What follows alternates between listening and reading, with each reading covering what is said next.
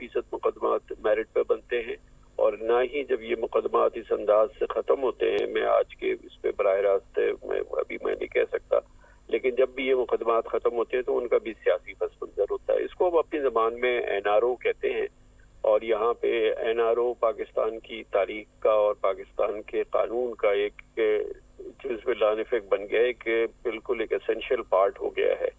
یہ NRO اپنے وقت کے لحاظ سے آتے ہیں اور اپنے وقت کے لحاظ سے یہ NRO پھر ختم ہو جاتے ہیں اور نیا ادارہ آ جاتا ہے. یہ ایک تماشا ہے جو ہمارے ساتھ ہو رہا ہے، اور اس کے اندر اس میں کوئی شک نہیں ہے کہ گیہوں کے ساتھ کن بھی پستا ہے. جب یہ اس قسم کے مقدمات بنتے ہیں تو ان میں جھوٹے مقدمات بھی بنتے ہیں، لیکن ان میں سچے مقدمات بھی بنتے ہیں.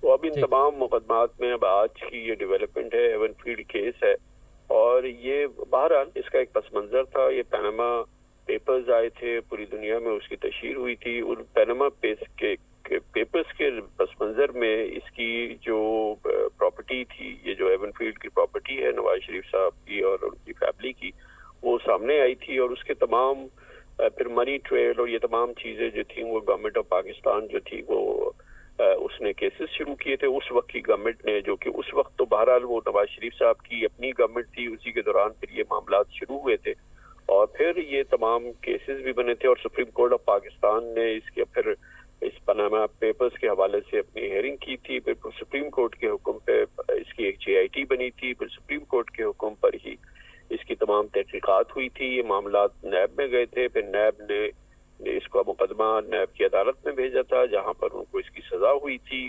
اس کا بھی ایک اپنا پس منظر ہے جو کہ بہت کوئی شفاف پس منظر نہیں ہے ان تمام معاملات کا. میں بالکل اس بات کی اعتراف کرنا چاہیے.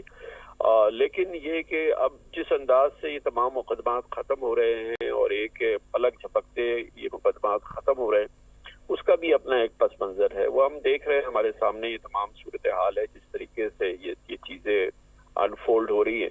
میرا اپنا کہنا یہ ہے کہ اگر یہ تمام معاملات چلیں اسی طرح سے ٹھیک ہو جائے، لیکن پاکستان اگر ٹھیک ہو جائے، پاکستان میں ایک ہم مفاہمت کی فضا دیکھ لیں. مفاہمت سے میرا مطلب یہ ہے کہ تمام سیاسی قوتیں پاکستان کو اس تباہ کن صورتحال کی وجہ سے اب اس کسی پلیٹ فارم پہ آ جائیں اور ایک فارمولا بنا لیں، ایک راستہ بنا لیں جس سے پاکستان کو اس خندق سے نکالا جائے، اس اندھا دھند تباہ کن اس وقت صورتحال ہے اس سے نکالا جائے.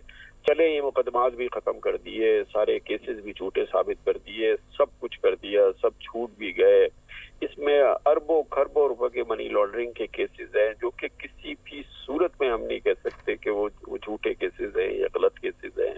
اس میں جعلی بینک اکاؤنٹس کے اربوں خربوں روپوں کے کیسز ہیں، وہ کسی بھی صورت میں نہیں کہہ سکتے کہ وہ جھوٹے کیسز ہیں یا وہ غلط کیسز ہیں. عدالتیں فیصلہ کریں. لیکن بہرحال آج عدالت نے یہ فیصلہ کیا ہے ایون فیلڈ کے حوالے سے، اور یہ بہرحال اس کی ایک سیاسی ڈیولپمنٹ بہت امپورٹنٹ ہے. اور ظاہر ہے کہ مریم بی بی اور اس میں ایکویٹل ہو جانا، قواش ہو جانا، یہ ایک بڑی بات ہے. اس کے اثرات ہوں گے نواز شریف صاحب بھی جو ان کی سزا ہے اس پر. اور ظاہر ہے کہ میں یہ سمجھتا ہوں کہ اگر اس پس منظر کے اندر اگر پاکستان کی جو سیاسی قوتوں کی جنگ ہے یہ کسی صورت سے رک جائے کہ چلے جی آپ کے تمام مسئلے حل ہو گئے، اب اللہ بہتر جانتا ہے کہ کس طریقے سے ہوئے کیا ہوئے، بہرحال عدالت نے بری کر دیا. تو اب اس کو کامران صاحب جیسے کہ آپ نے کہا کہ ہر کیس کا پس منظر ہوتا ہے، کیسز بنتے ہیں، ختم ہوتے رہتے ہیں، یہ سلسلہ جاری رہے گا اور یہ نہ ختم ہونے والی جنگ بھی ہو سکتی ہے اور ختم بھی ہو سکتی ہے. ایسے میں عوام کس کو دیکھے، عوام کس پہ رلائی کرے؟ عوام تو بیچاری اس میں سب سے بڑی مظلوم ہے. وہ عوام کی کب کس نے سنی ہے اور عوام کی کب یہاں پہ کوئی اس کی حیثیت ہوتی ہے. یہاں تو وقت کی اور جو وقت کا سکہ چل رہا ہے اس کی حیثیت ہوتی ہے. جب فضا خلاف تھی، ہوا خلاف چل رہی تھی جناب نواز شریف کی اور جماعت کی اور ان کی حکومت کے خلاف، تو اس وقت آپ نے دیکھا کہ تمام معاملات بالکل الٹ گئے تھے اور تمام سسٹم، پورا نظام، پوری ریاست جو تھی وہ ان کے خلاف متحرک ہو چکی تھی اور کام کر رہی تھی. ان کی حکومت بھی تھی اور اس میں بھی ظاہر ہے کہ جو تمام معاملات تھے وہ ان کے قابو میں نہیں تھے. اب وہ نظام بدل دیا گیا ہے. اب ان کی جگہ عمران خان صاحب آئے تھے، اب عمران خان صاحب کو دوسری جانب بھیج دیا گیا ہے. پھر ان کی بحالی ہو گئی ہے اور بحالی کے ساتھ پھر وہ مقدمات بھی بحالی اور تمام معاملات معاملات کی اور تمام واقعات کی بحالی اور تمام صورتحال کی بحالی ہوئی ہے. بحالی نہیں ہوئی ہے تو پاکستان کی نہیں ہوئی ہے, تو تباہی آئی ہے تو صرف پاکستان کی آئی ہے. اس کھیل میں, اس تماشے میں, اس اچھل کود میں اور اس افراتفری کے اندر پاکستان کی تو بیڑا غرق ہو گیا پچھلے 10-12 سال کے اندر کی اگر آپ پوری صورتحال دیکھیں. اور پھر اس دوران جو کرپشن ہوتی رہی ہے, جو صورتحال ہوتی رہی ہے, وہ سب ہماری نظر کے سامنے ہے. اس میں پیپلز پارٹی کا ایک دور رہا ہے 2008 سے 2013 تک کا, پھر 2013 سے 2018 تک کا نون لیگ کا. میں نہیں کہتا کہ نون لیگ کے زمانے میں وفاق کے اندر کوئی بہت بڑی کرپشن ہو رہی تھی, میں اس بات کو بالکل نہیں مانتا. ایک ماڈریٹ قسم کی حکومت صحیح چل رہی تھی, مگر پیناما کے واقعات ہوئے اور پھر وہ تمام چیزیں جو سامنے آئی ہیں وہ اپنی جگہ ہیں. پنجاب میں جو صورتحال تھی وہ ایک پورا ایک الگ معاملہ ہے. مقصود چپڑاسی اور پھر وہ منی لانڈرنگ اور پھر پوری فیملی, شہباز صاحب کی فیملی کے حوالے سے جو تمام معاملات آئے ہیں وہ بالکل ہر لحاظ سے وہ کوئی فرضی معاملات نہیں ہیں, وہ کوئی ایسے یعنی کہ افسانوی واقعات نہیں ہیں. اس کے اندر بہت ٹھوس مواد ہے اور ظاہر ہے کہ اس کا بالکل پورا تحقیقات ہو گئی ہے, تو اس پہ باقاعدہ مقدمہ چلنا چاہیے اور باقاعدہ اس کے جو ملزمان ہیں ان کو کیفے کردار تک پہنچانا چاہیے. اصول تو یہی ہے, لیکن اگر نہیں ہوگا تو نہ ہو. ظاہر ہے کہ ابھی اس دوران تو شہباز صاحب تو پرائم منسٹر بن گئے ہیں اور یہ تمام چیزیں اپنی تیزی سے اپنی رفتار سے ختم ہو رہی ہیں, تو وہ بہرحال پاکستان ہے. لیکن اس سے اگر پاکستان بچ جاتا ہے تو میں اس پرائز کو دینے کے لیے تیار ہوں جی. میں کیا کریں, ہم کیا کر سکتے ہیں 22 کروڑ لوگ,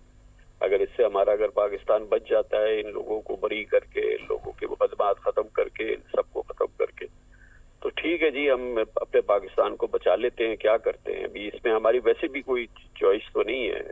آپ نے دیکھا کہ کس طریقے سے پورا نظام بدلا, کس طریقے سے اچانک عمران خان کی حکومت ختم ہو گئی, کیسے انہی کے لوگ جو ہے ان کے خلاف ہو گئے, کیسے ان کے اتحادی جو ہے ان کے خلاف ہو گئے, اور کیسے ہوتے ہیں وہ سب کچھ جو ہے وہ اس کے لیے خود نون لیگی پوری پاکستان کو سکھاتی رہی ہے کہ یہ کیسے عمران خان کی حکومت بنی, کیسے اس کے اتحادی بنے, یا پھر اسی نون لیگ کی حکومت سے آپ سیکھ لیں کہ وہ کیسے حکومت ختم ہوئی.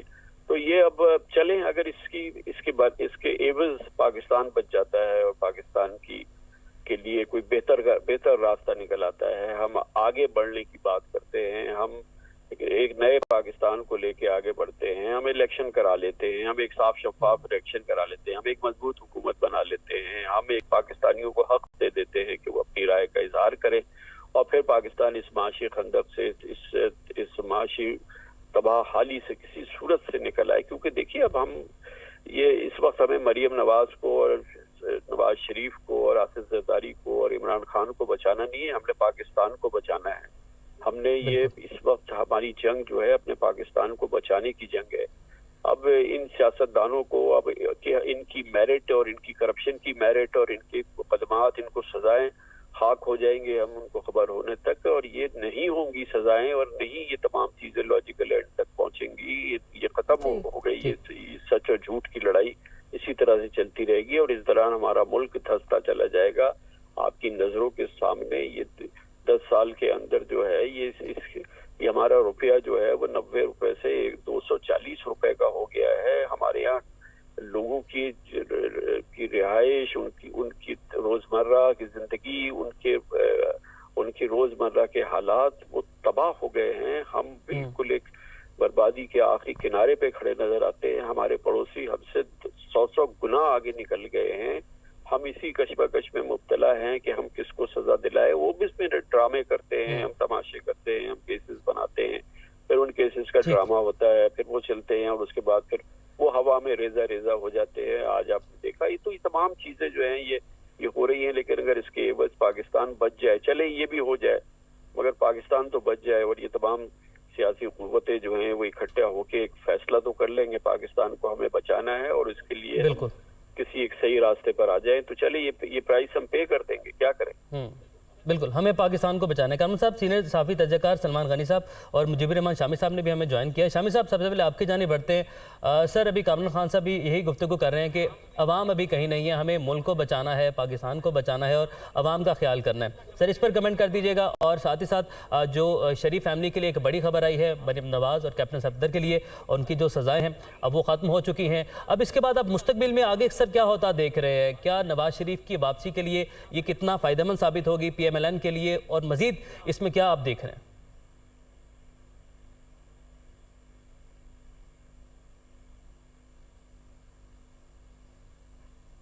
شامی صاحب، ہمیں سن پا رہے ہیں؟ سلمان غنی صاحب، آپ ہمارے ساتھ موجود ہیں؟ جی میں موجود ہوں۔